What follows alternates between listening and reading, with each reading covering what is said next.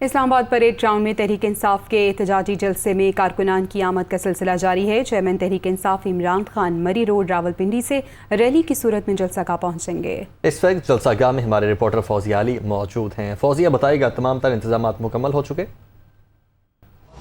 जी बिल्कुल, आज parade ground Islamabad में तहरीक इंसाफ का एहतजाजी जलसा होने जा रहा है और इस वक्त की सूरत हाल आपको बताएं तो कारकुनान की आमद का सिलसिला भी जारी है। यहाँ पर इंतजामात को जो है वो हतमी शक्ल दे दी गई है। तकरीबन स्टेज भी लग गया है। 3 इंक्लोयर्स बनाए गए हैं। एक VVIPs के लिए है, एक ख़वातीन के लिए इंक्लोयर है, जबकि एक मर्द हजरात के लिए। एंट्री पॉइंट्स जो है वो 4 एंट्री पॉइंट्स हैं, 4 गेट्स हैं जो कि खोले जाएंगे जब जलसे का बाकायदा आगाज़ होगा। इस वक्त एक गेट जो है वो खोला गया है। यहाँ पर रहनुमा तहरीक इंसाफ जो हैं कायदीन, उन्होंने भी विज़िट किया, इंतज़ामात का जायज़ा लिया और उनका भी यही कहना था और वो भी पुरुमीद दिखाई दे रहे थे कि शाम के औकात में जब जलसा शुरू होगा तो लोगों की बहुत बड़ी तादाद आज आप यहाँ पर देखेंगे कि परेड ग्राउंड में जगह कम हो जाएगी।